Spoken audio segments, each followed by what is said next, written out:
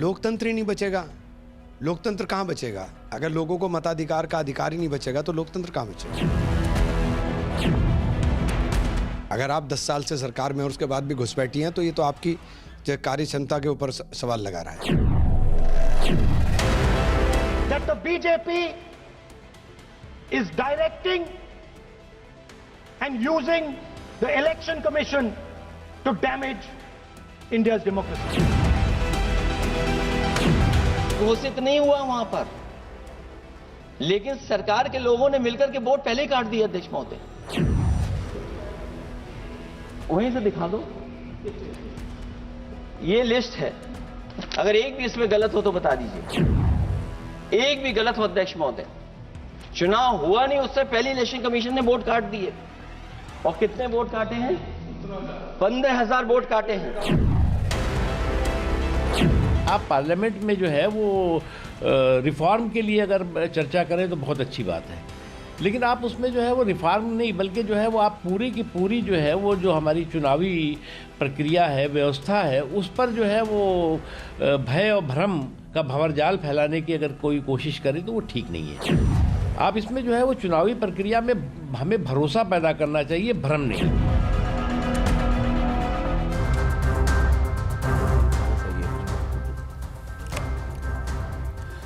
नमस्कार, मैं हूं रमेश भट्ट। देश की संसद चुनाव सुधार पे चर्चा कर रही है। वैसे चुनाव सुधार की चर्चा आज से 50 से 55 साल पहले शुरू हो गई थी, लेकिन ज्यादातर चुनाव में सुधार मैं कहूंगा वो सुप्रीम कोर्ट ने किए हैं। बहरहाल आज संसद में जो चर्चा हुई है उसमें कई पहलू सामने आए हैं।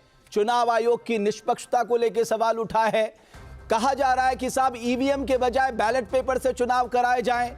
कहा जा रहा है साहब अपॉइंटमेंट ऑफ इलेक्शन कमिश्नर पे बदलाव किया जाए, एसआईआर को तत्काल रोका जाए क्योंकि ये किसी पार्टी को फायदा पहुंचाने के लिए किया जा रहा है। ऐसे तमाम बातें जो हैं वो इस वक्त लोकसभा में चर्चा चल रही है। लेकिन इन सब के अलावा इस देश में चुनाव सुधार की जरूरत है, क्योंकि अगर लोकतंत्र को मजबूत बनाना है, अगर देश के सबसे बड़े लोकतंत्र को मजबूत बनाना है तो जाहिर हमें समय के साथ साथ कई बड़े सुधार करने होंगे। लेकिन आज की चर्चा में हमारे जो महत्वपूर्ण सवाल है उनमें पहला सवाल है, क्या वोटर लिस्ट शुद्धिकरण के लिए एसआईआर नहीं होना चाहिए? हमारा दूसरा सवाल, क्या चुनाव आयोग की एसआईआर की प्रक्रिया पारदर्शी नहीं है? क्या एसआईआर के विरोध की वजह घुसपैठियों को बचाना तो नहीं है? ये तमाम ऐसे सवाल हैं जो हम इस चर्चा में शामिल करेंगे। और इसी पे बात करने के लिए अब हमारे साथ बहुत ही खास पैनल जुड़ चुका है। भारतीय जनता पार्टी से राजीव जेटली, जनता दल यूनाइटेड से श्वेता प्रिया, सुजाता पॉल कांग्रेस पार्टी से और अमीक जमई समाजवादी पार्टी से। आप चारों का बहुत बहुत स्वागत है। और शुरुआत में सुजाता पॉल जी आपसे करना चाहूंगा, लेकिन मैं एक निवेदन जो आज अपने मेहमानों से करना चाहता हूं कि हम सिर्फ यहां अपने विचारों के लिए आए हुए हैं, व्यक्तिगत ना हो और गरिमा का जरूर ख्याल रखें, क्योंकि मैं अमूमन देख रहा हूं हम इतने व्यक्तिगत हो जाते हैं और जिन शब्दों का हम चयन करते हैं वो सही नहीं है। बहरहाल सुजाता जी, एसआईआर से क्यों दिक्कत है? एसआईआर तो एक ऐसी प्रक्रिया है जो होनी चाहिए साहब। 2002-3 में लास्ट हुई थी, तब तक ये रेगुलर हुआ करती थी। अब ऐसा क्या हो गया कि एसआईआर से इतनी नाराजगी है आप लोगों को?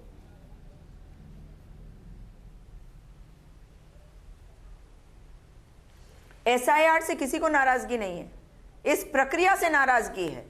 वोटर लिस्ट का शुद्धिकरण, ये कौन सा शुद्धिकरण है जो पन्ना प्रमुख से शुरू होता है, जहां पर उन लोगों के नाम काट दिए जाते हैं जिनको आप अपनी तरफ नहीं ला पाते? ये भारतीय जनता पार्टी को बताने की जरूरत है। और शुद्धिकरण का डेटा जब इनके पास है ही नहीं तो ये शुद्धिकरण कर किस चीज का रहे हैं? आपको याद होगा कि पहले जब घर घर आते थे बीएलओ तो वो पूछते थे कोई छूट ना जाए, कोई और तो नहीं है घर में, काम करने वाला तो नहीं है, पड़ोस में किसी का घर खाली दिख रहा है, इसके अंदर कौन रहता है, ये पूछे जाते थे सवाल।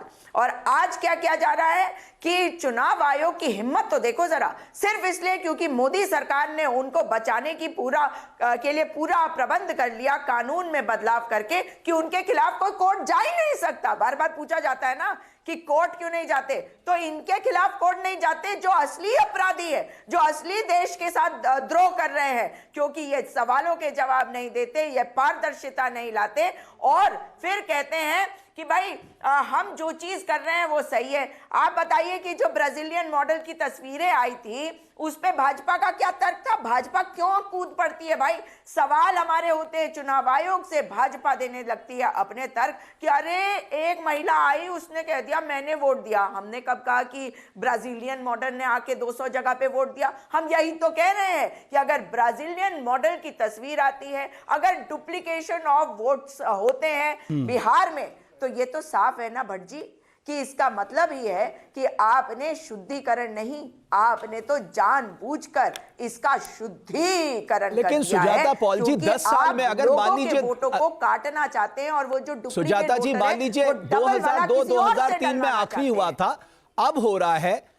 अगर 2003 इन 12 अगर आप देखें इन 22 सालों में कितने लोग माइग्रेट कर गए होंगे, कितने लोगों की मौत हो चुकी होगी, कितनी बेटियों की शादी हो गई होगी और कितने अवैध लोग भी यहां पर आके बस गए जिसकी बहुत चर्चा हो रही है।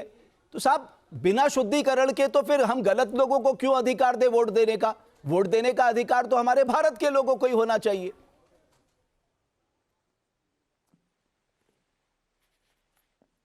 आपने बहुत अच्छा सवाल किया, लेकिन मुझे एक आपत्ति है। आप किन को अवैध बोल रहे हैं और किस बिना पे अवैध बोल रहे हैं? क्योंकि अब बात कर लेते हैं पहले कि 2001 में सेंसस हुआ था जो जनगणना, उसके बाद 2003 वाले एसआईआर की आप बात कर रहे हैं, वो बिहार का एसआईआर। लेकिन अब मुझे बताइए नहीं, 2003 में तो 2003 में तो पूरे देश में हुआ था। क्या इस सरकार की जिम्मेदारी नहीं थी? नहीं, वहीं से शुरुआत की बात कर रही हूं कि इस बात को कहां से लाया गया। मैं पूरे देश की ही बात कर रही हूं। अब मैं जानना चाहती हूं कि जब आप पूरे देश में करना चाहेंगे तो जनगणना क्यों नहीं कर रहे? आपका काम क्या है? जनगणना करेंगे, डेटा मिलेगा और उसके आधार पर हर जो स्कीम है उसका फायदा भी लोगों तक पहुंच सकता है सही तरीके से, और उसमें पता चल सकता है कि कौन किसकी मृत्यु हो गई, किसका जन्म हुआ, किसका वोटर लिस्ट में नाम आना चाहिए। ये सारी प्रक्रिया तो तभी होगी ना जब जनगणना होगी और आपके पास डेटा होगा, आपको पता होगा किसकी उम्र कितनी है, फिर आप ढूंढने जाएंगे उन लोगों को। यहाँ तो नागरिकता की बात ज्यादा आ रही है आजकल, इसीलिए हम कह रहे हैं कि आप बिना डेटा के ये कर रहे हैं और पन्ना प्रमुखों के माध्यम से। ठीक है सुजाता जी, मैं समझता हूं राजीव, अब आप नाम हटा रहे हैं, वरना 10 साल पहले ही कर लेते, 5 साल राजीव जी कहा यह जा रहा है एसआईआर। आज तो मनीष तिवारी जी कह रहे थे कि साहब चुनाव आयोग का एसआईआर कराने की ताकत ही नहीं है, उसका कॉम्पिटेंस ही नहीं है, या उसको संविधान ने ऐसी कोई शक्ति नहीं दे रही कि बहरहाल वो सुप्रीम कोर्ट तय करे। लेकिन मैं सिर्फ आपसे यह जानना चाहता हूं कि ज्यादातर जो विपक्षी पार्टियां हैं उनका यह कहना है कि एसआईआर प्रक्रिया हड़बड़ी में की जा रही है, बीएलओस की मौत हो रही है, उस पर वो सवाल खड़ा कर रहे हैं। साथ ही वो कह रहे हैं कि आप लोगों को फायदा पहुंचाने के लिए इस पूरी प्रक्रिया को अंजाम दिया जा रहा है।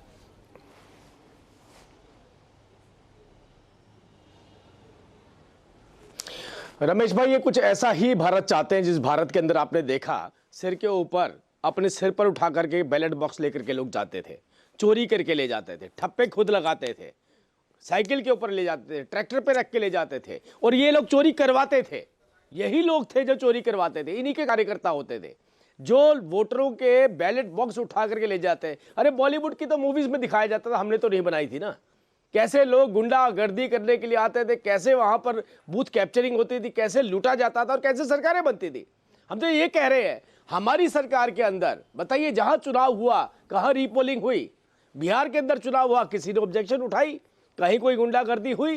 कहीं कोई उठाने की नौबत आई? हम जहां पर भी चुनाव करवा रहे हैं, हमारा मतलब आज इलेक्शन कमीशन जहां पर भी चुनाव करवा रहा है वहां पर ऐसी नौबत नहीं आ रही है, रीपोलिंग की नौबत भी नहीं आ रही। अब रही बात एसआईआर की, देखिए एसआईआर एक प्रक्रिया है, चुनाव आयोग कर रहा है और शायद इनके पास कार्यकर्ताओं का अभाव हो गया। हमारे पास है पन्ना प्रमुख, इसमें कोई डाउट नहीं है, हमारे गली गली के अंदर कार्यकर्ता है। हमारा एक कार्यकर्ता एक वोटर के साथ रहता है, संवाद करता है, समझाता है, बताता है कि मोदी सरकार ने क्या करके दिखाया।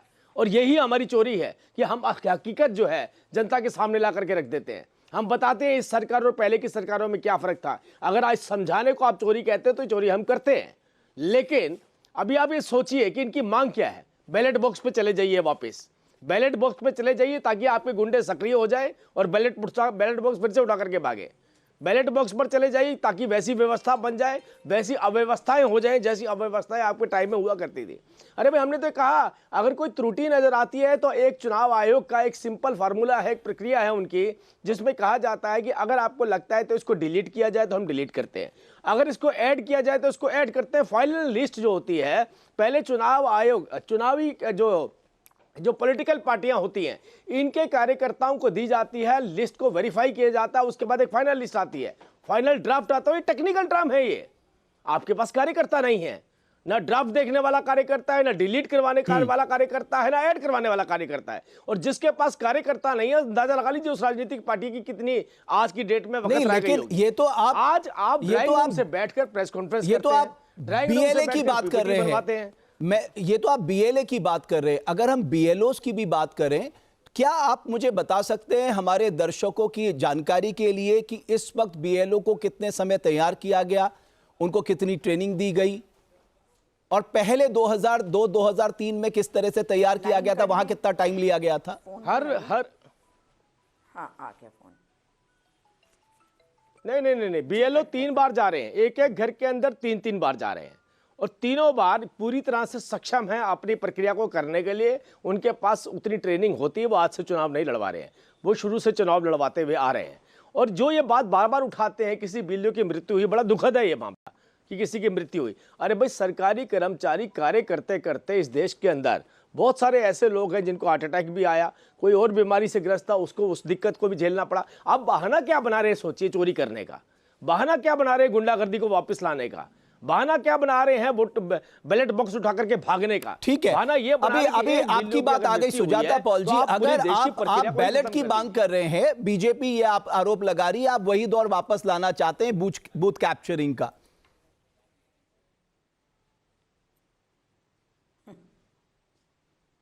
देखिए क्या कमाल है ना कि आज के सवाल पर पहले तो तर्क दिए जाते हैं इतिहास वाले, और दूसरी तरफ ये कह रहे हैं कि चुनाव हमने करवाया। ये आप ही के कार्यक्रम में भाजपा के प्रवक्ता ने अभी कहा।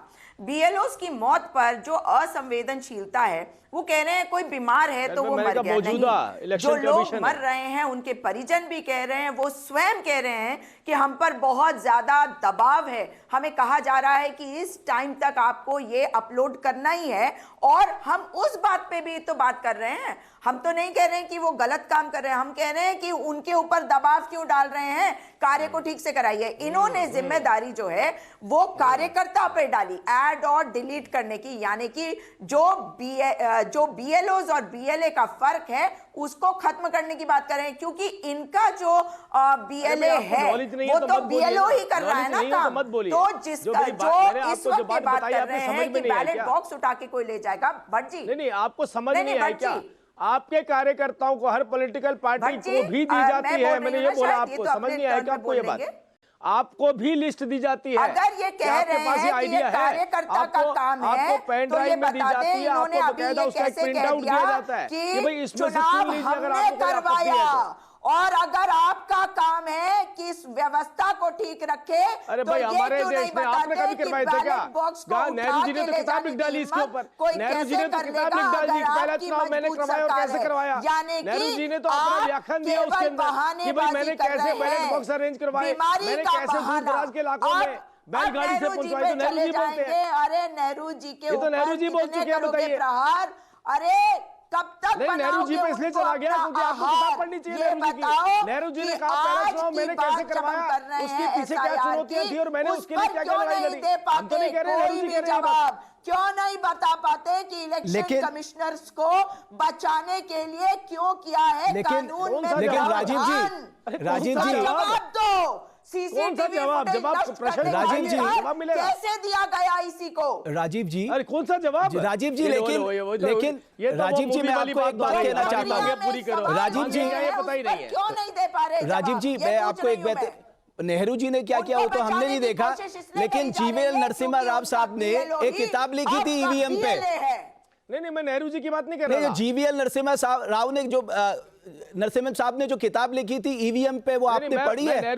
मुझे तो उन्होंने सौंपी थी वो किताब, मुझे याद है। हाँ मैं समझ गया आपकी जीवीएल जी की बात, समझ गया। बिल्कुल बिल्कुल सही कहा आपने। जीवेल जी की ने किताब लिखी थी ईवीएम के ऊपर, उन्होंने कहा था कि क्वेश्चन उठाना जरूरी है, और ये तो किसी के पास भी अधिकार होता है, जब उन्हें डाउट होता है तो वो क्वेश्चन उठा सकते हैं। मैं नेहरू जी की बात कर रहा मैं नेहरू जी की बात कर रहा था, वो ये नहीं कह रहा था, मैं कुछ और बता रहा था आपको। मैं आपसे कह रहा था, हाँ मैं, अरे सुन तो लीजिए, आपकी अगली डिबेट में काम आ जाएगा, सुन लीजिए मेरी बात, अगली डिबेट में काम आ जाएगा, सुन लीजिए मेरी बात, सुन तो लीजिए, अरे सुन तो लीजिए। मैं आपसे कह रहा था, नेहरू जी ने तो पूरी व्याख्यान दिया कि कैसे मैंने चुनाव लड़वाया, कितनी चुनौतियां थी, बैलगाड़ी में बैलेट बॉक्स को लेकर के जाया जाता था, कौन से दूर दराज के गांव के अंदर मैंने गधे के ऊपर रखवाया, कहां पर मैंने किसको यूज किया, कैसे कैसे नदियां पार करी, नेहरू जी बता रहे हैं। मैं इसलिए बोल रहा हूं, आपको ये जानकारी नहीं है, ये जानकारी ही नहीं है। तो नेहरू जी ने कौन सा चुनाव कराया था बताइए, खुद ही चुनाव कराया, खुद ही लुटवा दिया। सुजाता पॉल जी, आज आपको दिक्कत पता है क्यों आ रही है? सुजाता पॉल जी, आज आपको दिक्कत पता है क्यों आ रही है? मैं बताता हूं, एक मिनट। सुजाता जी, आज पता दिक्कत क्यों आ रही है? 2006 में अगर मुख्य चुनाव आयुक्त ने जो 22 पॉइंट्स दिए थे इलेक्शन रिफॉर्म के लिए, अगर आपने वो इंप्लीमेंट कर दिए होते तो शायद ये नहीं होता। आज आप कह रहे अपॉइंटमेंट ऑफ इलेक्शन कमिश्नर जो है वो साहब फेवरेबल बनाने के लिए जो सुप्रीम कोर्ट ने डिसीजन दिया उसको पार्लियामेंट से लाके सरकार ने बदल दिया। तब आप ये एक व्यवस्था बना देते कि साहब एक ट्रांसपेरेंट बॉडी होगी, उसमें ये लोग होंगे और ट्रांसपेरेंट तरीके से इन लोगों के चयन होगा ताकि हम इलेक्शन को हम ट्रांसपेरेंट बना सके। लेकिन तब आपने नहीं किया। आज आप ये सारी प्रक्रियाओं में सवाल उठा रहे हैं, लेकिन मैं सिर्फ इतना कहना चाहता हूं, आपके दौर में भी आपके पास मौका था, आपने नहीं किया। नहीं ना ना ना ना, बहुत बढ़िया। और टीएन आपने सेशन सवाल साहब तो बड़ा कहते अच्छा कहते पूछा। गए, मतलब आप खुद ही इनके मान ऊपर रहे इल्जाम लगा के हैं गए कि सारी ताकि जिम्मेदारी ये हमारी हमारे थी कि हम चुनावों चीजों की को प्रक्रिया ठीक के करते बीच और में हमने दखल नहीं देते किया, क्योंकि हमने उन रिफॉर्म्स को इंप्लीमेंट नहीं किया तो भाजपा को ये अधिकार मिल जाता है कि वो गड़बड़ करे। ये कह रहे हैं आप? नहीं, मैं क्यों कहूंगा ऐसा? मैं कहूंगा आपके पास जो मौका था आपने भी तो नहीं किया। ये देश चाहता था कि आप इलेक्शन रिफॉर्म करें, लेकिन आपने नहीं किया। तो इसका मतलब इनको अधिकार मिल जाता है कि डाका डाल दे, ये डकैत वोटों के ऊपर डाका डालेंगे, सरकार जो है वो अवैध बनाएंगे। इनको ये अधिकार मिल जाता है कि हमने इलेक्टोरल रिफॉर्म्स नहीं किया तो ये चोरी डकैती करेंगे। भैया, तो ये तो हो गए ना देशद्रोही। इससे बड़ा द्रोह इस देश में नहीं हो सकता। अमित जमेई साहब, मैं आपके पास आना चाहता हूं, आपको एसआईआर से क्या दिक्कत है?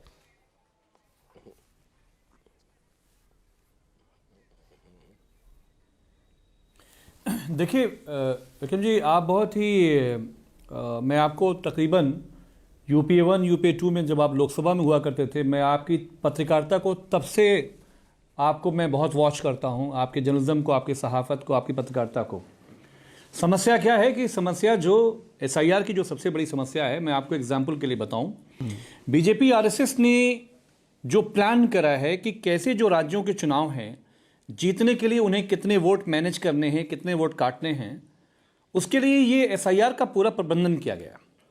अब आप जौनपुर में एक एग्जाम्पल के लिए, मेरी विधानसभा है 366 जौनपुर सदर, तकरीबन वहाँ पर 836 बीएलओ और लेखपाल, ना कोई उनकी ट्रेनिंग हुई, ना कोई उनका डीएम के ज़रिए तैयारी हुई, सीधे आपने एक सीमित समय में आपने उनको उतार दिया कि आप हमें वोट काट के दो।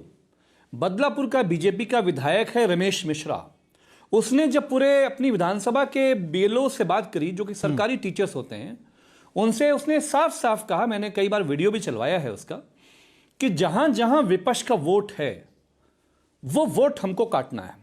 अब इसके पीछे आप आशय समझिए, 2022 में माननीय अखिलेश यादव जी, समाजवादी पार्टी हमारी, हम 89 सीट्स पर 150 वोट से 6000 वोट से हारे। मतलब हमें अगर 89 सीट्स मिली होती तो 22 में मेरे नेता माननीय अखिलेश यादव जी मुख्यमंत्री होते। लेकिन बीजेपी आरएसएस क्योंकि मशीनरी उनके साथ काम कर रही है, उन्होंने जिस तरह से बाय इलेक्शन चाहे रामपुर का हुआ, उसके बाद जो दूसरे चुनाव उत्तर प्रदेश में हुए, पूरी तरीके से इलेक्शन की मशीनरी पुलिस प्रशासन के साथ मिली भगत के साथ जब ये चुनाव हो रहा है, इसलिए समाजवादी पार्टी ये कह रही है कि ये इलेक्ट्रॉनिक बूथ कैप्चरिंग का दौर है जो बीजेपी आरएसएस कर रही है। आप कह रहे हैं रिफॉर्म, अगर रिफॉर्म चुनाव आयोग, आज राष्ट्रीय अध्यक्ष जी ने कहा माननीय अखिलेश जी ने कि अगर चुनाव आयोग ही निष्पक्ष नहीं होगा तो आप चुनाव कराएंगे कैसे? जितने चुनाव बाई इलेक्शंस हुए माननीय अखिलेश यादव जी ने 18,000 वोटों के आंकड़े एफिडेविट के साथ इलेक्शन कमीशन ऑफ इंडिया को दिया। हमारी लीडरशिप ने उत्तर प्रदेश के इलेक्शन कमीशन को पहुंचाया। अफसोस की बात है, आप इतने सीनियर जर्नलिस्ट हो, इलेक्शन कमीशन जिस ऑटोक्रेटिक बिहेवियर में चल रहा है, उसने देश की तीसरी सबसे बड़ी पार्टी समाजवादी पार्टी को रिप्लाई करना जरूरी नहीं समझा। इसलिए ये जो चुनाव को कैप्चर करने का काम चल रहा है, आज अमित जी एक संशय और दूर कर दीजिए। साफ कहा है, हम सबने साफ कहा है कि जब तक बैलेट से चुनाव नहीं होगा। एक संशय और दूर कर दीजिए जी, बताइए। 2014 से पहले जो इलेक्शनर कमिश्नर थे वो सब ट्रांसपेरेंट तरीके से चुनाव कराते थे?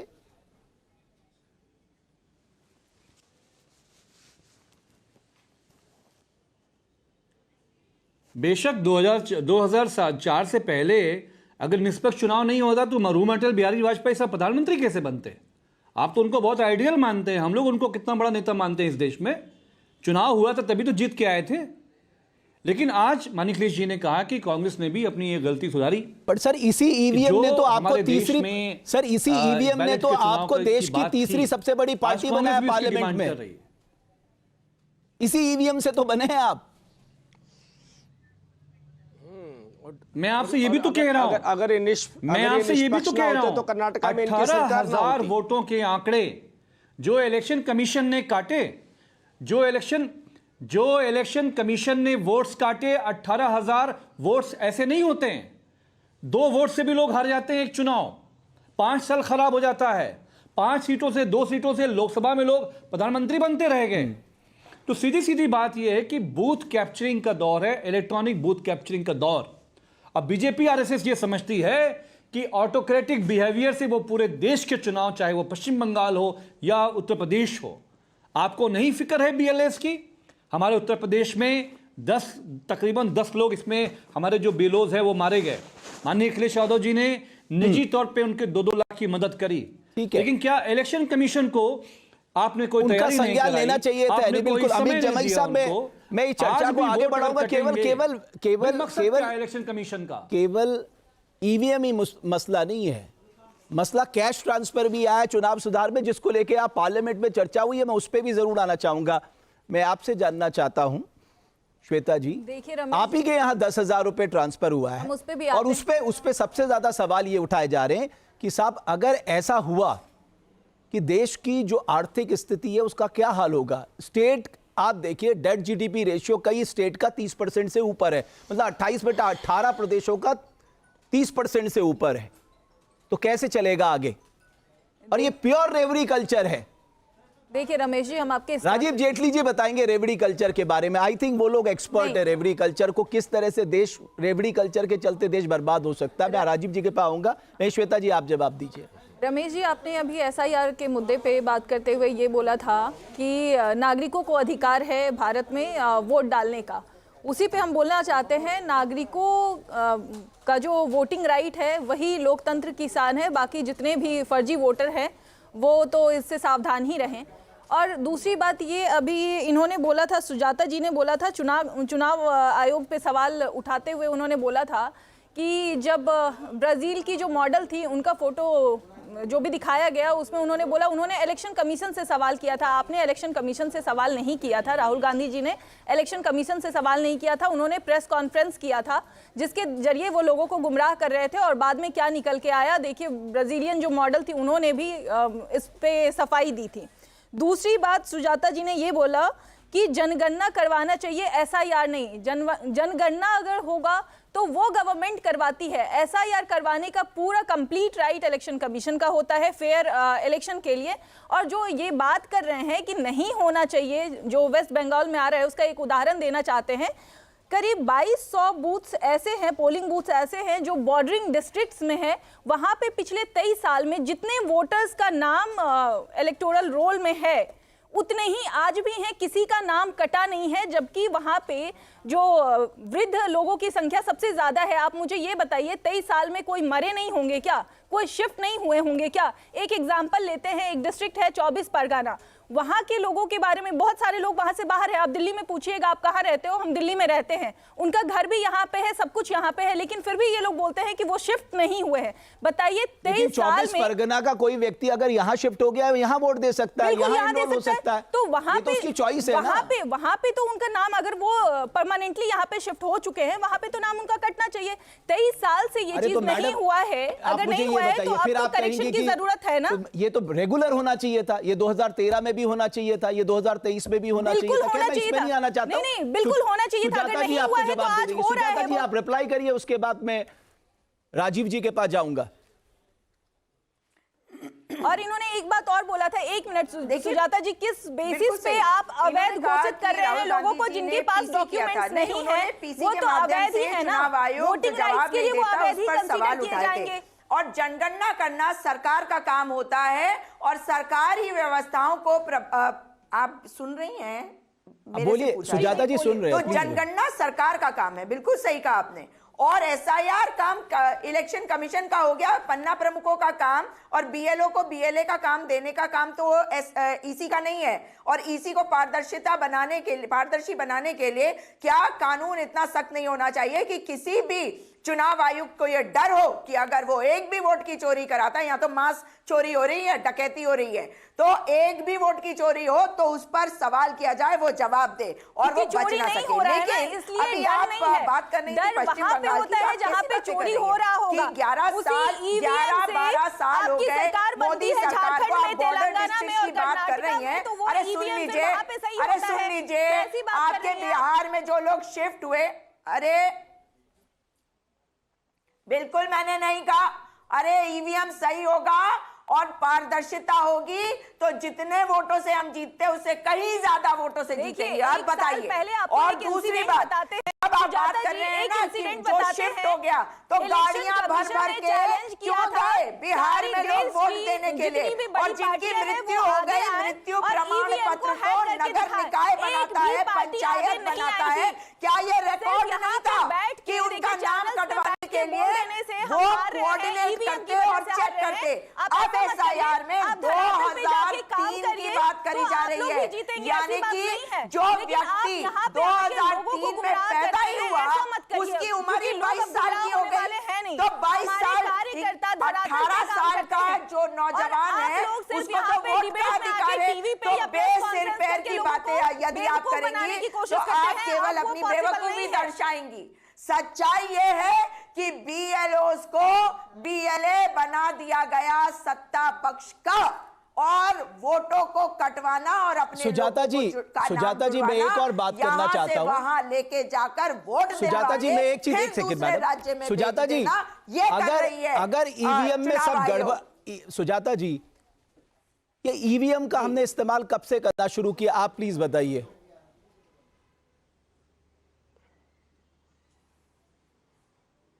हमारे समय से। तो आप जब सत्ता में आई तो आपका मतलब है कि आपने वोट चोरी की ईवीएम के जरिए? फिर नहीं, अभी आप मुस्कुराइए मत, मुझे अच्छा लगा आप मुस्कुरा रही हैं, गुस्से में नहीं है, लेकिन मैं आपसे जानना चाहता हूं, आप भी तो सत्ता में इसी ईवीएम के जरिए आई है। आप सुन लीजिए ना। हाँ। अरे आप सुनने का मादा तो रखिए, मेरे मुस्कुराने से बड़ी दिक्कत हो रही है आपको भट्ट जी? अरे मैडम मुझे अच्छा लगा, आप गुस्से में नहीं है, आप मुस्कुरा रही है, मुझे अच्छा लगा। तो वैसे ही सवाल होते हैं, हमने कहा कि सवाल मत करो, हमने चलिए मुस्कुराते रहना चाहिए, क्योंकि कितनी भी कठिन डगर हो हम लड़ते भी रहेंगे मुस्कुराकर, क्योंकि सर पर कफन बांधकर लेकिन फिर भाजपाइयों से लड़ रहे हैं। लेकिन मुझे तो जवाब ऐसी बात है कि जिस वक्त ईवीएम से पहली बार चुनाव हुए तो निश्चित तौर पे हमारी सरकार थी, लेकिन सवाल उठे, उन सवालों के जवाब इलेक्शन कमीशन ने दिया, हमने डिफेंड नहीं किया। और अगर उसमें भी कहीं पर इन्होंने कोई बात हम पर उठाई तो उसको भी हमने स्वीकार किया और कहा कि चुनाव आयोग से बात करो, और उन्होंने भी पारदर्शिता तो दिखाई। लेकिन आपको याद होगा कि एक केस गया था बॉम्बे हाईकोर्ट में, वो 19 लाख ईवीएम बॉक्सेस जो गायब हो गए। तो बहुत सारे सवाल है, हमने जो चुनाव आयुक्त का चुनाव है उसके कमेटी यूपी में से चीफ जस्टिस को नहीं निकाला मुझे हमने चुनाव आयुक्त को ऐसे नहीं बचाया कि कानून में बदलाव कर दिया कि कोई इनके खिलाफ कब थे चीफ जस्टिस? कब थे पैनल में चीफ जस्टिस के रूप में कार्य करेगा? मैडम, तो कब ये थे? सारी बातें हैं। कब थे चीफ जस्टिस पैनल में? जी, कब थे?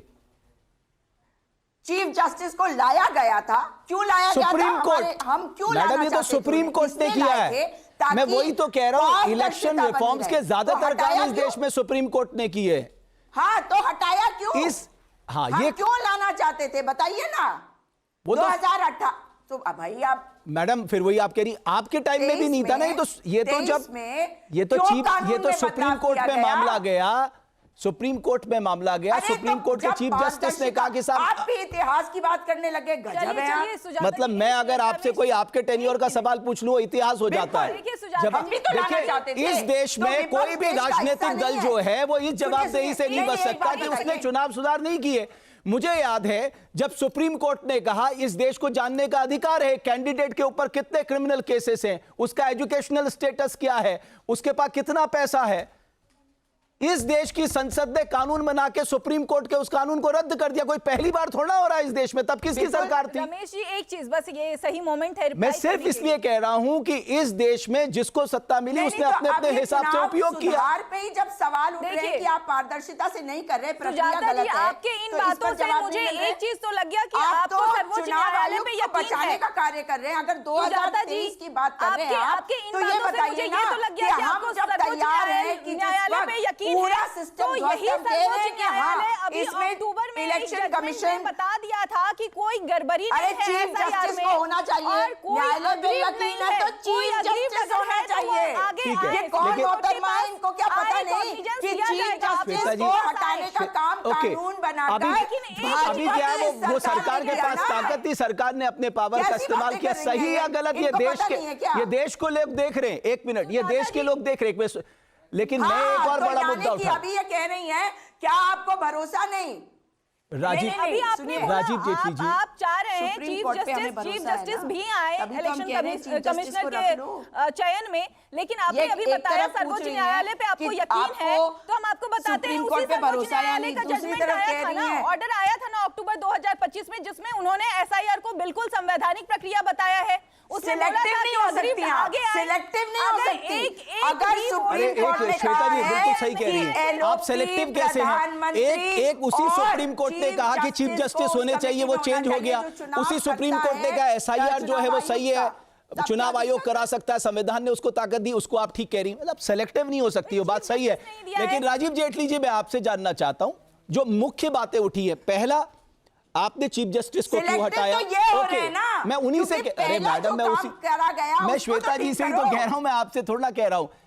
राजीव जी, जो मुद्दे उठे हैं, आपने चीफ जस्टिस को पैनल से क्यों हटाया, उसके पीछे आपकी क्या मंशा थी? आपने 2023 में जो आरपीआई एक्ट में बदलाव किए कि साहब इनको कोई इनके खिलाफ कार्रवाई नहीं हो सकती, कोई एफआईआर नहीं हो सकती, उसके पीछे क्या मंशा थी? 45 दिन में सीसीटीवी फुटेज डिलीट कर दिया जाएगा इलेक्शन होने के बाद, इसके पीछे क्या मंशा थी? ये सारी मंशा का आज कर दीजिए ना खुलासा, इन सब लोगों के संशय दूर करिए। मैं चाहता हूं जेटली साहब, आप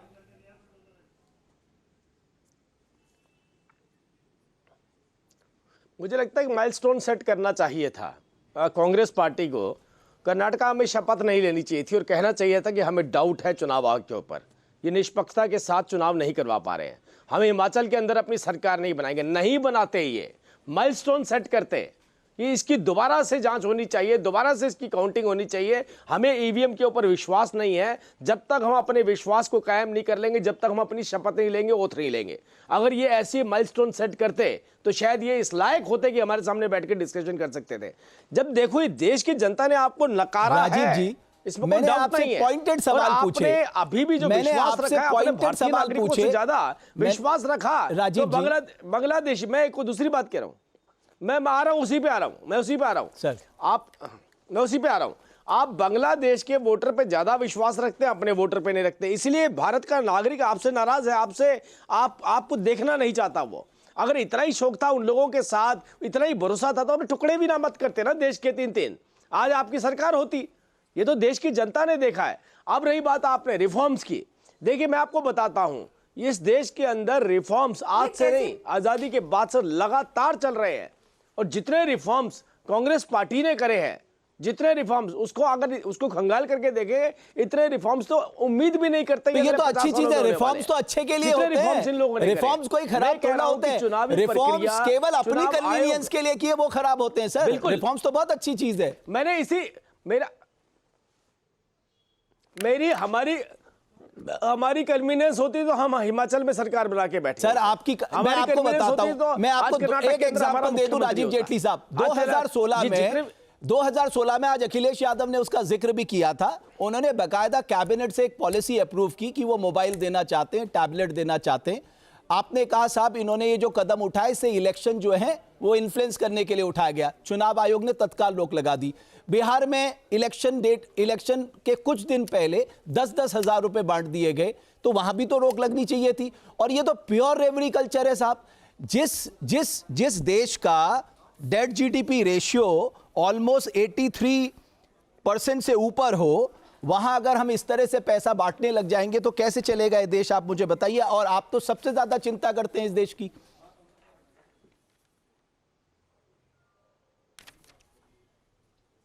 बिल्कुल करते हैं, हम सबसे ज्यादा चिंता करते हैं और हम चिंता आज ही से कर रहे हैं। इसको आप रेवड़ी कहिए या महिलाओं का सशक्तिकरण कहिए। अभी तो सरकार नहीं है हरियाणा के अंदर, कोई चुनाव नहीं है। सर मुझे ये बताइए, हम 6300 रुपए दे रहे हैं अभी भी महिलाओं अगर 2016 में वो मोबाइल दे देते वो भी तो सशक्तिकरण था। अगर 2016 में अखिलेश यादव मोबाइल दे रहे थे वो भी तो सशक्तिकरण के लिए दे रहे थे कि टेक्नोलॉजी का फायदा हर आम आदमी को उठाए, जिसके पास पैसे नहीं है उसके पास मोबाइल होना चाहिए, या वो गलत था? के लिए मैंने हाँ बिल्कुल रमेश जी मैंने आपको बोला 4 साल के बाद सरकार चुनाव है हरियाणा के अंदर। 4 साल पहले से हमने अपलिफ्टमेंट शुरू करा है। 4 साल बिहार की बात कर रहा हूं, आप हरियाणा पहुंच गए। 4 साल तक मैं पूछ रहा हूं बिहार की बात, आप हरियाणा पहुंच गए। मैं यूपी का एग्जांपल दे रहा हूं, आप हरियाणा में आ गए।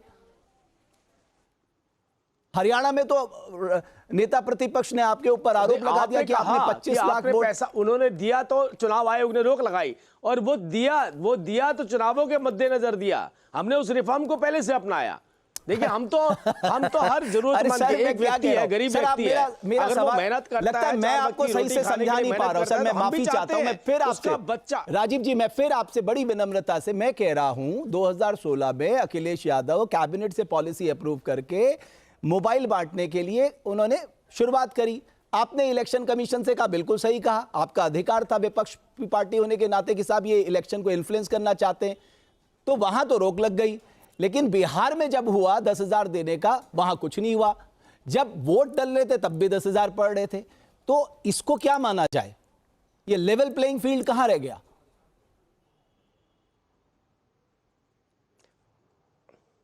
नहीं मैंने यही तो आपने कहा कि मैं समझा नहीं पाया और अच्छी तरह समझा पाया, और मैं उसी का जवाब दे रहा था आपको। मैंने कहा कि चुनावों के मद्देनजर अगर आप कोई वेलफेयर के काम करते हैं या किसी तरीके से खरीद फरोख्त करना चाहते हैं तो वो चुनाव आयोग उस पर ऑब्जेक्शन उठा सकता है। लेकिन जो सरकार वेलफेयर के काम अपने कार्यकाल के अंदर आते ही शुरू कर दे, उसको आप चुनाव के अंदर देने वाला प्रलोभन नहीं कह सकते हैं। सर आपके हरियाणा की तो मैं बात ही नहीं कर रहा हूं, मैंने इसलिए उठाया। लेकिन चलिए इसीलिए छोड़ दीजिए, मुझे पता है आप जवाब नहीं देंगे। मैंने मान लिया। एक और सवाल, आप इस रेवड़ी व्यवस्था पे क्या कहना चाहेंगे? क्या ये रेवड़ी व्यवस्था भारत के भविष्य के लिए अच्छी है या खराब है?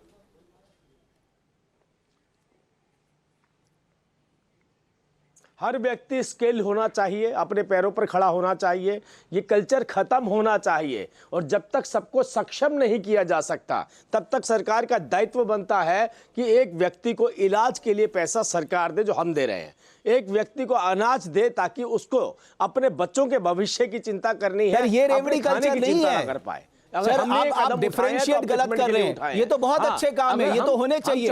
हम चाहते हैं कि ये खत्म हो, लेकिन नहीं हम चाहते हैं कि ये खत्म हो। हम चाहते हैं ये खत्म हो। मेरा शब्द थोड़ा गौर कीजिए, स्किल। मैं स्किल के ऊपर क्यों जोर लगा रहा हूं?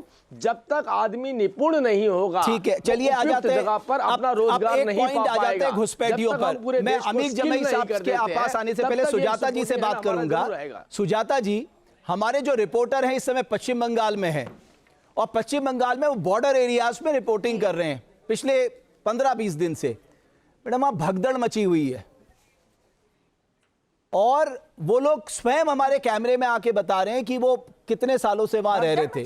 क्या उनको हम उनको वोट देने का अधिकार दे सकते हैं? आप मुझे बताइए।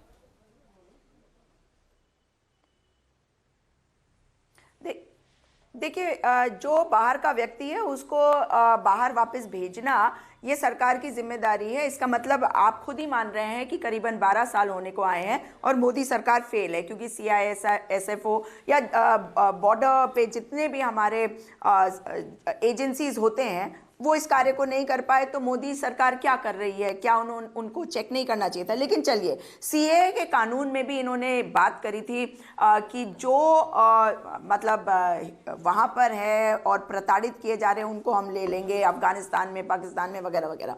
बहुत अच्छी बात है, लेकिन देखिए ये पोलराइजेशन का तरीका है, क्योंकि यहाँ पे भी जब आप घुसपैठियों की बात कर रहे हैं तो आपने हिंदू मुसलमान कर रखा है। आपको याद होगा 2021 में जब चुनाव थे पश्चिम बंगाल में, तब भी प्रधानमंत्री जी गए थे एक जगह नोआखाली या कहीं था बांग्लादेश में, और सुजाता जी मैंने बड़ा पॉइंटेड आपसे बात पूछी, मैंने सिर्फ आपसे पॉइंटेड बात पूछी, सारे अधिकार हैं सब कुछ मैंने सिर्फ आपसे पॉइंटेड सवाल पूछा कि ये इतने बड़े पैमाने पे जो भगदड़ मची पड़ी है, बता देना ये SIR के डर की वजह से ही तो मची है ना।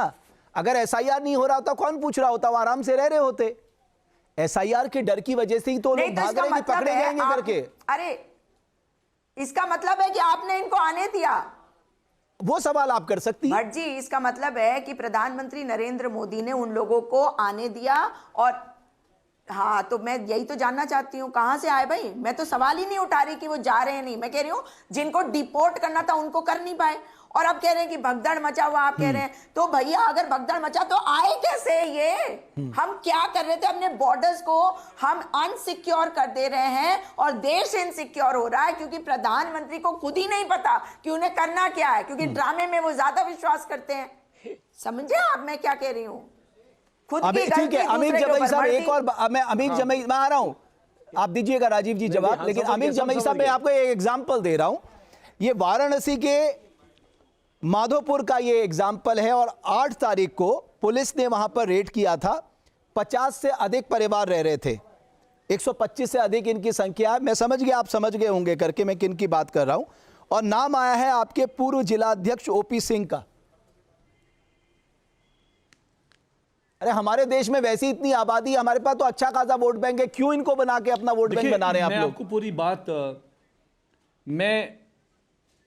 मैं आपको बहुत ही जिम्मेदारी से, जो हमारे योगी आदित्यनाथ जी मुख्यमंत्री उत्तर प्रदेश के, जो उन्होंने कल एक पाती लिखी है, चिट्ठी नहीं लिखी है, उन्होंने पाती लिखी है और सारे अखबारों में कई 100 करोड़ में उन्होंने इश्तिहार छपवाया है उनका चिट्ठी। भाई ये बताइए हमें आप, UPA 1 UPA 2 के समय में 82,000 प्लस बांग्लादेशी डिपोर्ट किए गए बांग्लादेश। 2014 से 2025 का समय, डबल इंजन की सरकार, अंतर्राष्ट्रीय नेता, 2500 बांग्लादेशी भी विदेश में नहीं भेजे गए। हम आपके साथ हैं, हम तो कह रहे हैं कि गृह मंत्रालय के अंदर BSF आता है।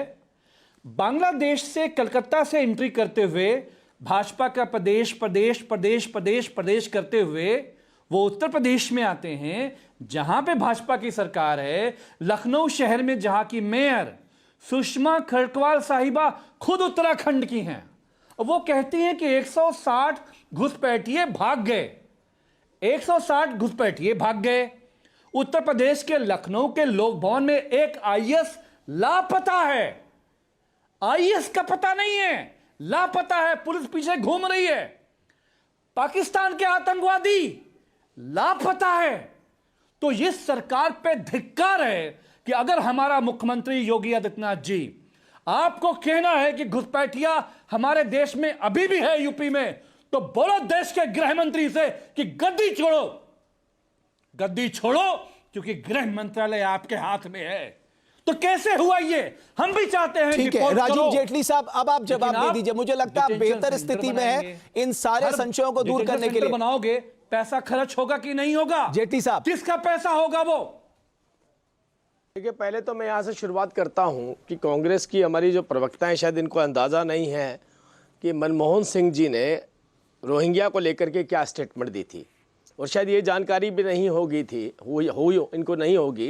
अरे ये जो सीधे बताओ, बॉर्डर्स ओपन घुसपैठिया करे थे घुसपैठ कैसे हुई जेटली साहब? मुसलमानों के लिए, जिसको पूरी दुनिया में बांग्लादेशी घुसपैठ भारत में कैसे हुई? आप बता रहा हूँ ना, गृह मंत्री इस देश में सबसे कमजोर गृह मंत्री क्यों है? वहीं आ रहा हूँ, वहीं आ रहा हूँ, वहीं आ रहा हूँ। अरे नारे नहीं, आप डिपोर्टेशन क्यों नहीं हुआ, इसका जवाब दो। पे अगर खड़े होकर भाषण दे रहे होते तो अच्छा लगता है ऐसा बोलना, लेकिन ये तो डिपोर्टेशन तो अलग तरीके से होती है। मैं आपसे कह रहा हूँ, अच्छा ये भाषण आप दे रहे हैं कि मैं दे रहा हूँ? सारे देख पा रहे हैं भाषण कैसे दे रहे हैं आप? आपको अपना बीपी बढ़ा करके बोलते चले जाएंगे, इसका मतलब थोड़ी है कि आप सही बोल रहे हैं, गलत बोल रहे हैं। मैं आपसे कह रहा हूं, योगी आदित्यनाथ, ये क्या तरीका है? योगी आदित्यनाथ क्या तरीका गृह है? मंत्री क्या पे तरीका है? सवाल उठा रहे अरे हैं। भाई, जौनपुर में खड़े, जौनपुर की किसी गली में खड़े होके बोल रहे होते तो समझ आता। यहाँ तो तर्क देने दीजिए मुझे। अपनी विधानसभा में जाकर भाषण दीजिएगा ना इस तरह के टीवी डिबेट ऐसी नहीं होती जैसे हम गली में कुछ में खड़े होकर भाषण देते हैं।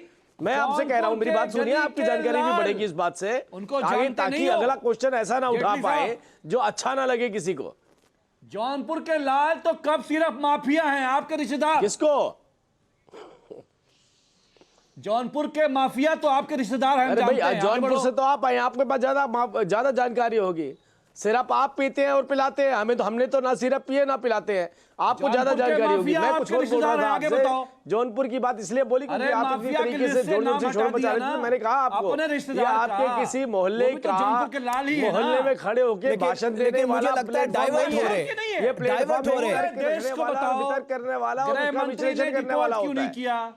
हम सवाल पूछ रहे हैं तो हम गली मोहल्ले के हैं, गली मोहल्ले के गांव मैं वही बता रहा हूं, इसी पे मैं इसी पे कह रहा था। बताओ, आपके रिश्तेदारों की बात बता रहा हूं मैं।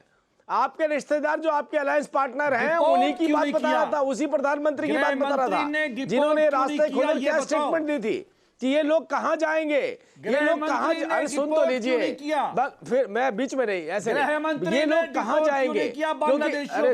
किसने हाथ, अरे भाई, गृह मंत्री तो सबको रिपोर्ट करेंगे, जो भी इलीगल बैठे हैं वो सबको रिपोर्ट करें। अरे आप लोग तो यही लड़ाई लड़ रहे हैं उनकी, आप तो कह रहे हैं घुसपैठियों को वोट देने दीजिए ताकि वोट हमारे पास आ जाए। ये तो आपकी मांग तो ये है। सीएए का विरोध किसने किया? आपने। हिंदू नहीं आने चाहिए, किसने विरोध किया? आपने। सिख नहीं आने चाहिए, इसका विरोध किसने किया? आपने। बौद्ध नहीं आने चाहिए, जैन नहीं आने चाहिए, आप लोग। और कौन आने चाहिए? केवल मुसलमान, केवल मुसलमान आने चाहिए। अरे भाई, इस देश को क्या बनाना चाहते हैं आप? कितना डिपोर्ट क्या बनाना चाहते हैं इस देश को? बताओ, इसकी डेमोग्राफी खराब करना चाहते हैं इस देश की। डिपोर्ट किया इस देश के अंदर विदेशों से मुसलमान लाने तो बंटवारा ही मत कराते ना। अपने रिश्तेदारों से बोलिए जो साथ में बैठे हैं आपके, अगर इतना ही प्यार था तो बंटवारा करा के भेजा क्यों? हम यही रखते ना। आपकी सरकार हमेशा बंटवारा करती है यहाँ पर। क्यों आपने बंटवारा करवाया? क्यों बंटवारा करवाया? यूपी में 85,000 बांग्लादेशी डिपोर्ट हुए। लेकिन एक बात श्वेता जी, ठीक है, अभी आप ये ऐसे कंटिन्यू नहीं हो सकता। चुनाव आयोग पे उंगली उठाते रहेंगे, ये देश की जनता है। अमित जमाई साहब, राजीव जी, ऐसे नहीं। श्वेता जी, एक बात मुझे बताइए जो बेहद महत्वपूर्ण है कि अभी हम देख रहे हैं, और पश्चिम बंगाल में तो हमने एग्जाम्पल देखा, अपनी आंखों से देखा, हमारे न्यूज नेशन के कैमरे ने देखा है कि किस तरह से भगदड़ मची है। आपको लग रहा है कि इस SIR प्रक्रिया से हम इस देश को बांग्लादेशी और रोहिंग्या से मुक्त कर देंगे? ऐसा तो नहीं अगली बार फिर हमारे सामने यही मुद्दा उठेगा? नहीं रमेश जी, ये जो SIR हो रहा है किसी चीज़ से मुक्ति के लिए नहीं हो रहा है। SIR इलेक्शन कमीशन का प्रेरोगेटिव है और ये सिर्फ वोटर लिस्ट में रिफॉर्म के लिए हो रहा है, ना कि ये जो घुसपैठी और इन सब चीज़ों की बात है। अगर कोई घुसपैठी है तो उसे ज़रूर निकाला जाएगा, बट ये SIR का मुद्दा उससे रिलेटेड बिल्कुल अलग है, जिसको एक साथ मिला के और ये लोग गुमराह करना चाह रहे हैं लोगों को। ऐसी बात SIR को प्रेजेंट किया जा रहा है भाई कि अवैध घुसपैठिए जो हैं यहाँ हैं, उनको हटाया जाएगा, इस तरह से प्रेजेंट किया जा रहा है। घुसपैठी हैं वो वोट नहीं डाल सकते हैं, क्योंकि ये इलेक्शन कमीशन डिसाइड ये नहीं करेगा कौन घुसपैठी है कौन नहीं। इलेक्शन कमीशन सिर्फ इतना जानना चाहता है कौन नागरिक है कौन नहीं है, उस बेसिस पे फेयर और ट्रांसपेरेंट इलेक्शन करवाना ये इलेक्शन कमीशन का काम है, ना कि घुसपैठी और इन सब चीजों पे। जो भी चीजें हैं जो घुसपैठी है ऑब्वियसली उनको निकाला ही जाएगा। अब चाहे कोई ये सारी बातें करे कि इतने दिनों से क्यों है, चलिए ठीक है, अगर गलती हुआ इलेक्शन भी है, कमीशन नागरिकता थोड़ा तय कर सकता है। नहीं, मैंने तय करने की बात ही नहीं की। अगर आप नागरिक हैं तो वो इलेक्शन कमीशन के पास आके प्रमाणित करिए कि आप नागरिक हैं, आपके पास वोट डालने का राइट तभी होगा। ये इलेक्शन कमीशन का काम है। इलेक्शन कमीशन कभी भी नागरिकता डिसाइड करने के लिए नहीं बना हुआ है। तो ये सारी चीजें बहुत अलग पढ़ लिख लीजिए, देश कानून से चलेगा, मन मर्जी के कानूनों से नहीं चलेगा। आप ये बताइए कि घुसपैठिए आए कैसे? यहाँ पे बैठ के अपने पार्टी को रिप्रेजेंट कर रहे होते हैं तो सही तरीके से प्लीज आप लोग इन चीजों को करिए। कितनों को लेके आए बांग्लादेश से और कितनों को बाहर निकाला, मैं बताती हूँ डेटा आपको। अगर लेके आने की बात है तो इतनी तकलीफ क्यों हो रही है आप लोगों को? नागरिकों के लिए ही है ये जो एफआईआर हो रहा है नागरिकों के लिए। मेरे पास समय समाप्त हो चुका है सुजाता जी, मेरे पास समय समाप्त हो चुका है, लेकिन हम सबको इंतजार है कानून मंत्री अर्जुन राम मेघवाल जितने भी सवाल उठाए गए हैं विपक्षी पार्टियों की ओर से वो क्या जवाब देते हैं। आप सभी मेहमानों का बहुत बहुत धन्यवाद। और साथ ही ये दिलचस्प देखना होगा कि जो आरोप लग रहे हैं सरकार के ऊपर, चुनाव आयोग के ऊपर, देश के कानून मंत्री इस पर क्या जवाब देते हैं। बहुत धन्यवाद हमारी चर्चा को देखने के लिए।